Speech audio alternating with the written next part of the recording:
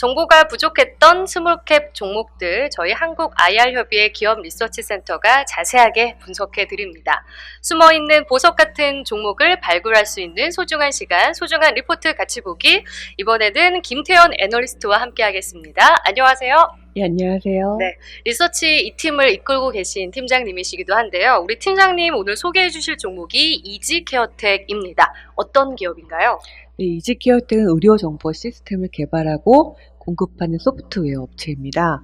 동사는 종합병원을 대상으로는 구축형 의료 정보 시스템을 납부 후에 관리 서비스를 제공하고 있고요. 중소형 병원 및 의원급에서는 주로 클라우드 의료 정보 시스템을 제공을 하고 있습니다. 최근에는 기술 혁신에 따라서 디지털 헬스케어로 사업 영역을 확장을 하고 있는데요. 동사는 2001년에 서울대학교 병원 전산팀에서 분사해서 설립이 되었고요. 최근에도 서울대학교 병원, 그다음에 분당 서울대병원 등과 협력 관계를 돈독하게 구축하고 있습니다. 작년 매출액 기준으로 보게 되면 의료정보 시스템 개발 및 판매, 의료정보 시스템 운영 및 유지 보수, 클라우드 서비스 수입 비중이 각각 57%, 41%와 2%를 차지하고 있습니다. 동사의 대주주는 서울대학교 병원인데요. 9월 말 기준으로 보았을 때 지분율이 35.2%를 보유 중에 있고요. 동사의 대표이사인 유연양 대표이사도 서울대학교 의과대학 명예교수로서 서울대학교와 굉장히 서울대학교 병원과 인연이 굉장히 깊다라고 할 수 있겠습니다. 그러니까 HIS 의료정보 시스템을 말하는데요. 먼저 이 산업에 대해서 알아보고 싶습니다. 이 HIS 시장 현황이 지금 어떤가요? 네, 한국은 1990년대 초반부터 시작해서 대형 병원을 중심으로 해서 본격적으로 의료정보 시스템을 도입을 했고요. 2020년 전자의학기록 도입률을 살펴보게 되면 상급 종합병원이 100%, 종합병원과 병원이 각각 96%, 90.5%를 도입하고 있어서 대부분의 그 병원들이 의료정보 시스템을 도입을 했다라고 볼 수가 있겠습니다. 이지케어텍이 추산하고 있는 2020년 기준 국내 의료정보 시스템 시장 규모는 1.1조 원 규모이고요. 국내 상급 종합병원은 소수의 업체가 시장을 점유하고 있으며 각각 별도의 의료정보 시스템을 구축하고 있는데요.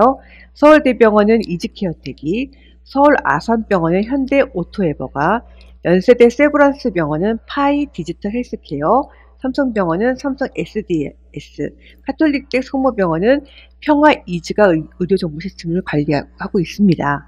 이외 중소형 병원과 소형 병원 대상으로 비트컴퓨터와 유비케어 등이 관련 제품을 출시해서 판매하고 있습니다.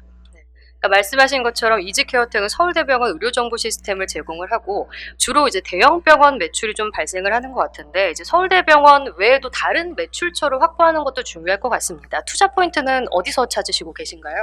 저는 투자 포인트를 장기 매출 성장 기대로 보고 있습니다. 이지케어텍의 매출액을 보게 되면 2011년부터 2021년까지 약 10년 동안 연평균 10.2% 정도 성장을 했는데요. 특히 최근 3년 2019년부터 2021년까지는 평균 매출 성장률이 20%에 육박한 18.9%를 기록을 하고 있습니다. 물론 올해 상반기 매출액이 좀 감소를 했지만 장기적으로 동사 매출 성장 기대는 여전히 기대 가능하다고 보고 있는 이유는 두 가지입니다. 첫 번째는 동사가 적극적으로 해외 진출 전략을 구사하고 있고요. 두 번째는 클라우드 의료정보 시스템 보급을 통해서입니다. 먼저 첫 번째로 해외 진출 전략에 대해서 살펴보도록 하겠습니다. 이지케어텍은 2014년도에 사우디아라비아 국방부의 의료정보 시스템 베스트 케어 2.0을 수출을 시작으로 해가지고 적극적으로 해외 진출 전략을 펼치고 있는데요. 2019년에는 미국 현지 법인을, 2020년에는 일본 현지 법인을 설립을 했습니다. 이에 이지케어텍의 전체 매출액에서 해외 매출이 차지하는 비중이 2018년에는 11%에 불과했지만 올해 상반기에는 22.3%까지 거의 2배 정도 증가를 했습니다. 중동 지역은 이지케어텍이 글로벌 성장 전략 일환으로 처음으로 진출한 지역인데요. 동사는 중동 시장에 효과적으로 진입하기 위해서 2016년에 사우디 코리안 헬스 인포메틱스 컴퍼니라는 합작법인을 설립을 했습니다. 이 합작법인은 중동에서 병원 정보 시스템 구축 프로젝트 수주를 위해 설립되었는데요. 사우디아라비아의 국방부, 그다음에 SK텔레콤, 분당 서울대학교 병원과 동사가 설립에 참여했습니다. 이지케어텍이 이 합작법인에 대한 지분율은 8.6%를 갖고 있고요. 2014년 사우디아라비아 진출 이후에 2021년까지 이지케어텍이 중동 지역에서 수주하는 물량은 610억 원 규모를 차지하고 있습니다. 올해 같은 경우에는 상반기에 중동 매출액이 19억 원으로 전년 동기에 비해서 크게 한 70% 정도 감소를 했지만 이게 코로나로 인해 지연되고 있던 서울대병원의 쿠웨이트 뉴 자흐라 병원 위탁 운영 사업 최종 계약이 체결된다면 이지케어텍의 중동 지역 매출액은 재차 급증할 가능성이 높다라고 보고 있습니다. 예, 서울대학병원은 2019년에 쿠웨이트 뉴 자흐라 병원 위탁 운영 사업의 우선 협상 대상자로 선정이 되었는데요. 당시 계약 규모만 해도 12억 달러인 것으로 알려져 있습니다. 서울대병원이 쿠웨이트 병원 위탁 운영 계약을 체결한다라고 하면 이지케어텍도 의료 정보 시스템 구축과 관련된 매출이 증가할 수 그렇죠. 있다라고 해외 매출이 볼 수가 늘어나겠네요. 있습니다. 네. 예. 그다음에 이지케어텍이 또 추가적으로 전망이 좋게 보고 있는 시장이 일본 시장입니다. 네. 왜냐하면 일본 의료 정보 시스템 시장 규모는 약 5조 원으로 국내 대비해서 5배나 큰 시장이지만 개발과 보급 상황이 굉장히 낙후되어 있는 시장이기 때문입니다.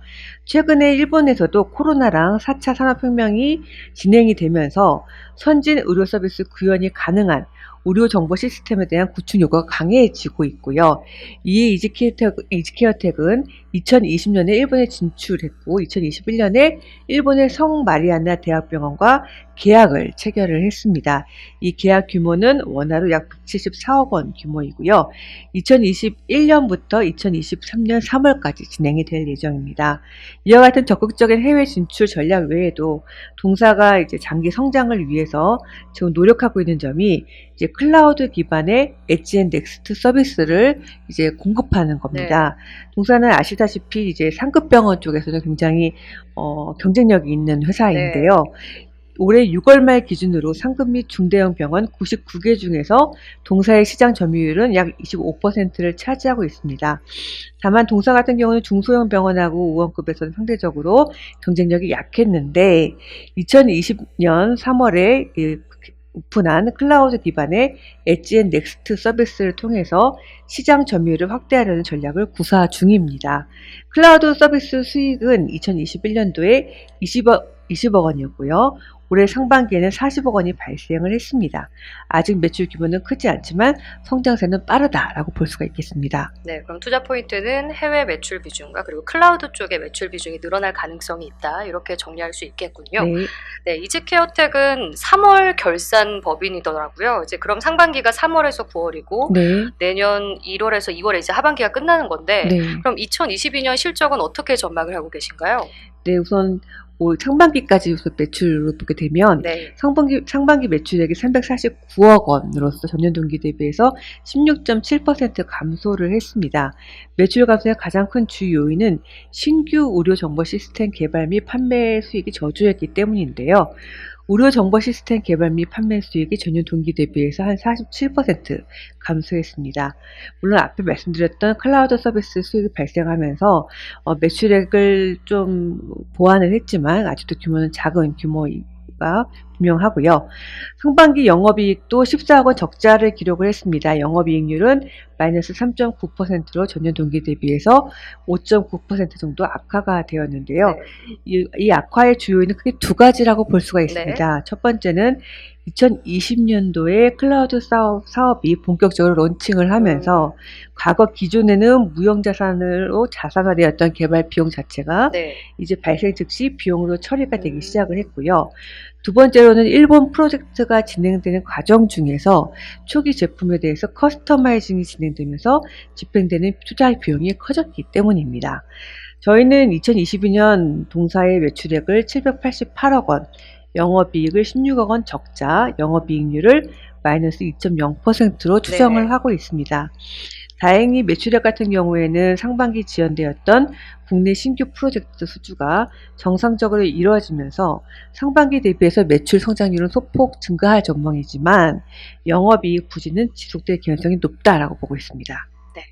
그러니까 시장에서 한때 이제 코로나 수혜주로 원격 진료 관련주, 뭐 유비케어, 비트컴퓨터 이런 종목들과 함께 이지케어텍도 주목을 받았었는데 유비케어와 비트컴퓨터는 중소형 이제 의원에 들어가는 의료정보 시스템을 만들고 이지케어텍은 대형 병원 중심의 HIS 공급사이다 이렇게 볼 수 있을 것 같습니다.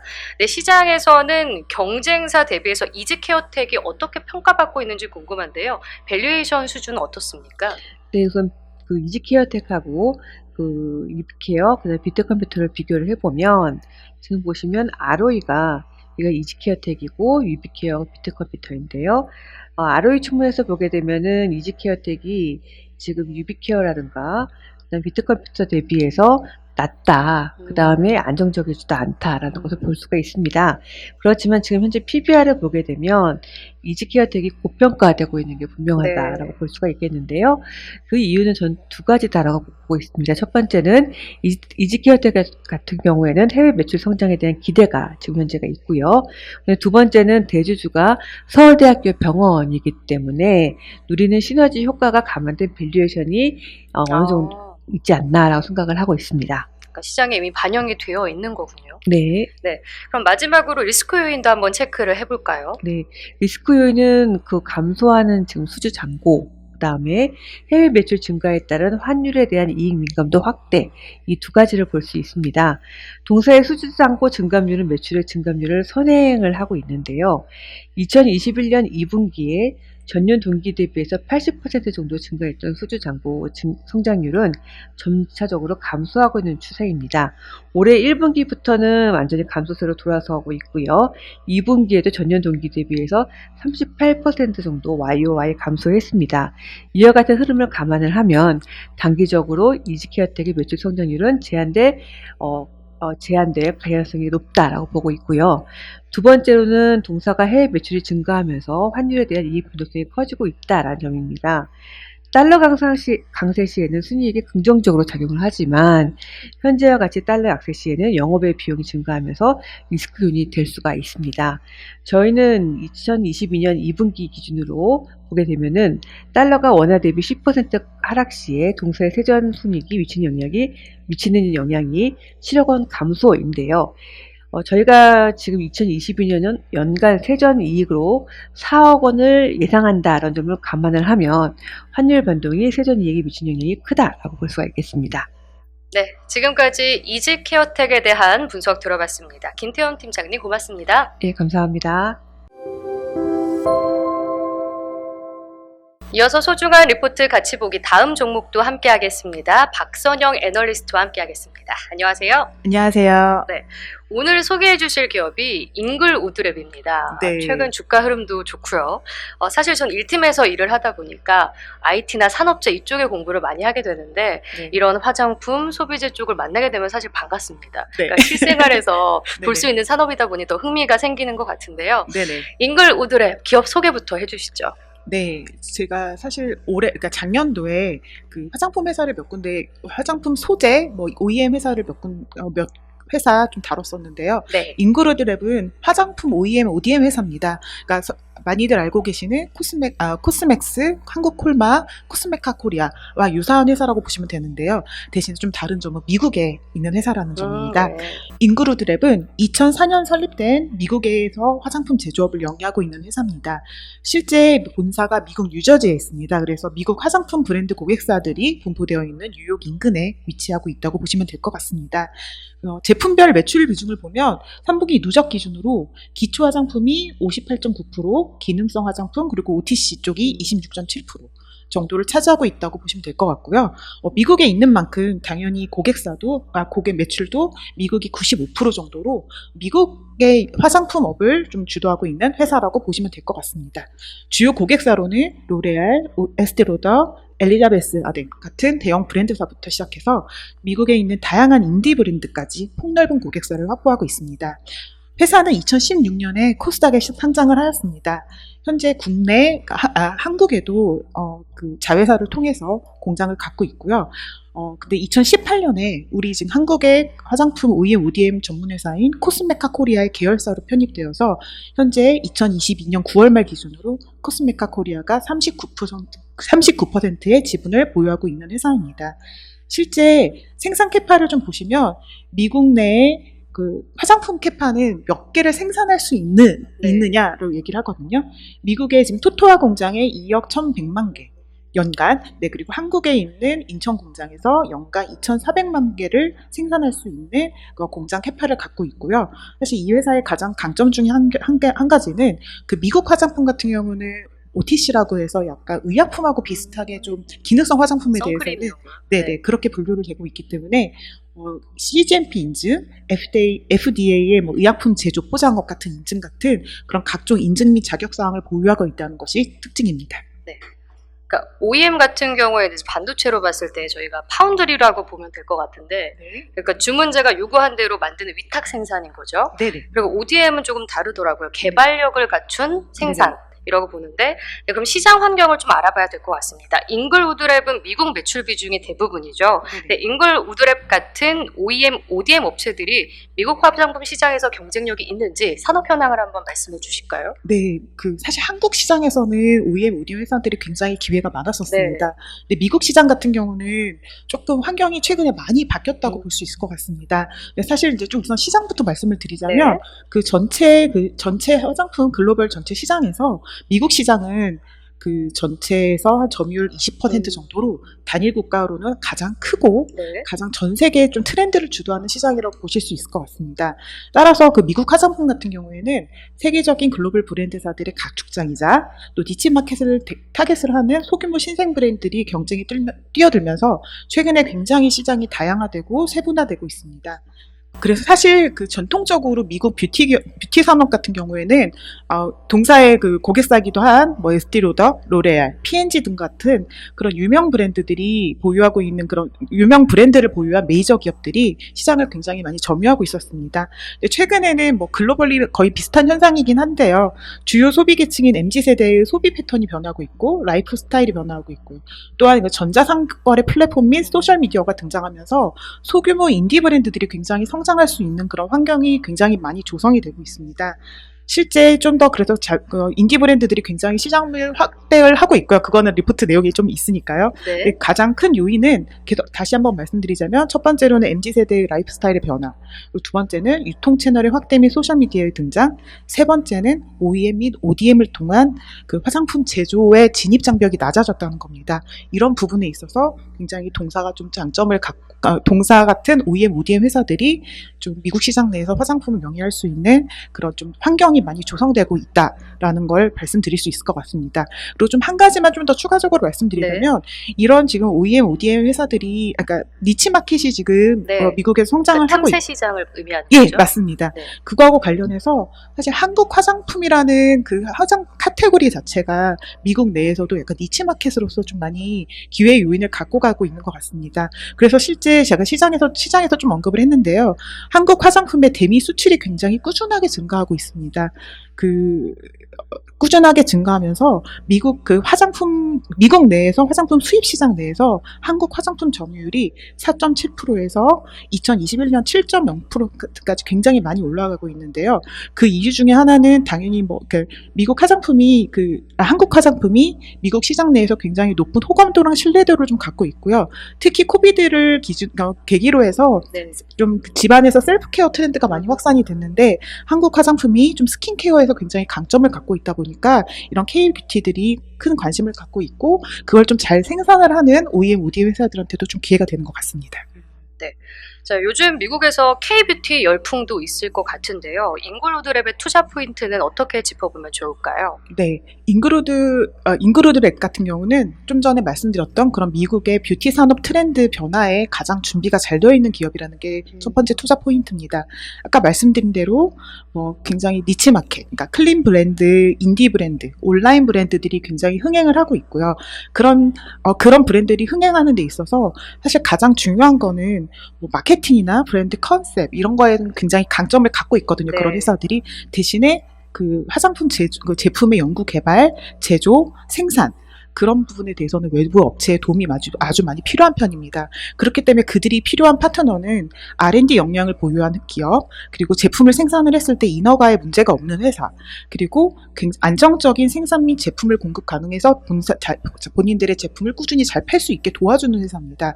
인그루랩은 이런 부분에 있어서 모든 준비가 잘 된 회사라고 볼 수 있을 것 같습니다. 우선 첫 번째로는 R&D 역량 같은 경우에는 최대 주주인 코스메카 코리아, 네. 그리고 사실 실제 인그루드랩 같은 경우에도 OTC라는, 그러니까 미국 내에서 요새 가장 좀 주목받고 있는, 성장하고 있는 화장품 쪽의 제품 제조, 생산 등에 특화된 경험하고 생산 시설을 보유하고 있는 회사입니다. 그러다 보니 이 OTC 제품 연구 개발 및 제조 생산 분야에서 최고 전문성을 보유한 업계의 리더로서 평가받고 있습니다. 두 번째로는 아까도 말씀드렸던 부분인데요. 인허가의 강점을 갖고 있어서 CGMP 인증, FDA 의약품 제조 및 포장업체 등록, 캐나다, 호주, 일본 등등 각 지역의 인증 및 자격사항을 획득했기 때문에 제품을 생산하는 데 있어서 전혀 하자가 없는 준비된 기업이다라는 부분이고요. 생산 능력 측면에서도 아까 말씀드린 것처럼 미국 토토화 공장, 그리고 한국에 있는 인그루드랩 코리아의 인천 공장을 통해서 안정적인 생산이 가능합니다. 또한 혹시라도 캐파가 부족하거나 그랬을 경우에는 그 모회사인 코스메카 코리아의 그룹사 차원에서의 어떤 도움을 통해서 그 생산이나 이런 걸 지원을 할 수 있기 때문에 아까 말씀드린 그런 다양한 브랜드사들에게 가장 좋은 파트너가 될 수 있는 상황이라고 보실 수 있을 것 같습니다. 실제 인그루드랩 같은 경우가 2019년에 170개 정도의 고객사에서 작년도에는 2021년에는 210개까지 꾸준하게 고객사가 증가하고 있고요. 최근 트렌드에 맞는 그 온라인 고객사의 매출 비중이 2019년에 한 10에서 15% 수준이었다면 2021년에는 전체 고객의 35에서 40% 정도로 가장 그 트렌디한 좋은 고객들을 많이 확보하고 있다라고 보시면 될 것 같습니다. 그리고 사실 두 번째 투자 포인트로는요. 네. 이 회사가 정말 꾸준하게 실적이 성장하고 있는 회사라는 부분입니다. 네. 2014년부터 2021년까지 390억, 매출 390억에서 2021년 1,600억 정도로 연평균 22.4%의 성장을 이뤘습니다. 다만 보시면 2022년 매출이 처음으로 역성장이 있었는데요. 네, 그 이유는 사실 그 약간 좀 특정 고객사에 대한 이게 리스크이기도 한데 사실 급성장할 수 있는 요인 중에 하나였습니다. 그 동사의 그 가장 주요 고객사였던 그 B사라고 좀 표현을 하겠습니다. 네. 이 회사가 온라인 전문 회사였는데 이 회사가 이제 2021년에 그러니까 미국에서 코비드가 이제 해제되는 보기로 가면서 오프라인 유통에 좀 진출을 하기 위한 준비를 했습니다. 그러다 보니 미국 전역에 제품을 깔아야 되기 때문에 2021년에 대규모 오더를 진행을 하였고요. 네. 실제 그래서 사실 전체 이 인그루드랩 주요 고객사에서 전체 매출의 한 25%를 차지했던 회사가 거의 전체 매출 50%를 차지할 정도로 굉장히 대규모 오더를 줬었습니다. 근데 하지만 아시겠지만 2021년에 잠깐 주춤했다가 다시 코비드가 리바운드를 하면서 오프라인 유통 채널들이 사실 실제 좋지는 않았었습니다. 주문을 그럼 철회한 건가요? 주문은 깔렸는데 오프라인 매장이 잘 운영이 안 되다 보니 매출이 일어나지 않은 거죠. 네. 그러니까 오프라인에서 유통이 되지 않은 거죠. 그러다 보니까 이제 인그루드랩 입장에서는 인그루드랩의 고객사의 입장에서는 자체적으로 좀 재고 조정을 하면서 동사에게 리오더를 좀 주지 않은 그런 영향이 좀 워낙 큰 고객사였다 보니까 그게 작년 2022년에 좀 나타났던 것 같습니다. 하지만 올해 2022년 연간 그 제품 오프라인에 있는 제품들이 굉장히 유통 재고가 많이 재고 조정이 마무리가 됐고요. 실제 4분기부터는 이제 그 고객사로부터 다시 리오더하고 신제품 오더가 들어오고 있습니다. 그래서 2013년부터는 2012년에 일시적인 그 실적 부진이었지만 2013년부터는 다시 플러스 성장으로 이어갈 수 있을 것 같다. 다시 실적이 좋아진다라는 부분이 두 번째 포인트라고 볼 수 있을 것 같습니다. 말씀하신 대로 올해 실적은 조금 부진했지만 내년에는 기대가 된다. 근데 그렇다면 구체적인 실적 추이와 전망도 한번 짚어주실까요? 네, 2022년 실적은 아까 좀 전에 말씀드린 대로 3분기 누적 기준으로는 매출액이 1,100억 정도로 전년 대비 13% 감소하였습니다. 하지만 4분기부터는 아까 말씀드린 대로 리오더가 들어오면서 플러스로 돌아서기 시작하고 있고요. 그래서 실제 연결 매출 기준으로 2022년에는 매출 1,529억, 그래서 전년 대비 한 5% 정도 매출이 감소하고 영업이익 같은 경우는 94억 원으로 3분기까지 누적된 실적하고 연동돼서 좀 부진할 수 있을 것 같습니다. 다만 2023년에는 신규 브랜드 확대, 그리고 아까 말씀드렸던 그 부진했던 기존 고객사의 오더가 회복되면서 한 전년 대비 8% 정도의 매출 성장을 기대하고 있습니다. 또한 생산 기업이다 보니까 네. 매출 성장하는 것에 따라서 가동률이 상승하고 그거에 따른 고정비 절감 효과가 반영되면서 영업이익률 같은 경우도 2.3%포인트 정도 수익성이 개선이 될 것으로 예상하고 있습니다. 그리고 주가 측면에서 보면은 최근 화장품주들이 계속 좀 올라오고 있거든요. 모회사 코스메카 코리아 같은 경우에도 최근 급등하는 모습을 보였고, 인글 우드랩도 잘 갔는데 밸류에이션 수준은 어떻습니까? 네, 사실 제가 이 리포트를 작성할 그 12월 초 같은 경우만 해도 네. 회사의 동사의 주가는 2022년 실적 기준으로 PER 8.6배, PBR 0.9배로 굉장히 저평가되어 네. 있다고 사실 코멘트를 썼었고요. 사실 내용이 쓰긴 썼었습니다. 최근에 그 중국 봉쇄 해제 등 코로나 이후에 화장품 업황의 개선에 대한 기대감이 있다. 네. 그러다 보니 한국 화장품 주가가 좀 반등의 기미를 보이고 근데 있다. 풀렸네요. 네, 그랬는데 사실 연말에 계속 좀 위에 풀리면서 지금 주가들이 좀 반응을 하고 있고요. 다만 지금 주가가 단기적으로 올랐음에도 불구하고 여전히 2022년 기준 실적으로는 PER 9.9배, PBR 1.0배로 여전히 히스토리컬리 네. 굉장히 최하단에 있는 수준이라고 볼 것 같습니다. 또한 2023년 예상 실적 기준으로도 PER 7.5배, 그 PBR 0.9배 정도 수준으로 여전히 굉장히 저평가되어 있는 회사라고 생각됩니다. 자, 그럼 마지막으로 리스크 요인도 한번 짚어볼까요? 네, 이 매출 채권이 사실 급증한다는 아. 부분이 리스크 요인인 것 같습니다. 네.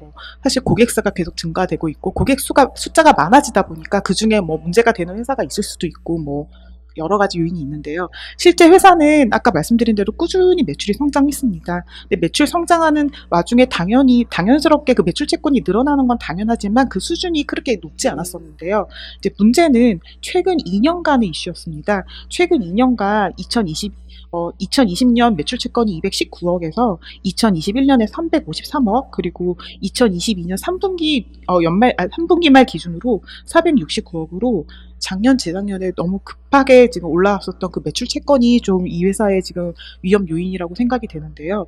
다만, 사실 그 매출 채권이 증가함에 따라 이 매출 채권이 혹시 부실화가 되면 어떻게 되냐. 그게 사실 이제 저희의 리스크 요인이라고 볼 수 있겠죠. 하지만 아까 말씀드린 대로 이 가장 큰 매출 채권의 급증의 가장 큰 요인 중에 하나는 아까 언급드렸던 비사의 영향이 좀 가장 크다고 회사가 설명을 해주고 있고요. 실제 다행히도 그게 이제 작년 4분기부터 2022년 4분기부터 오프라인 유통 매출 부진했던 부분들이 다시 매출이 나오기 시작하면서 재고 소진을 시행을 하고 있고요.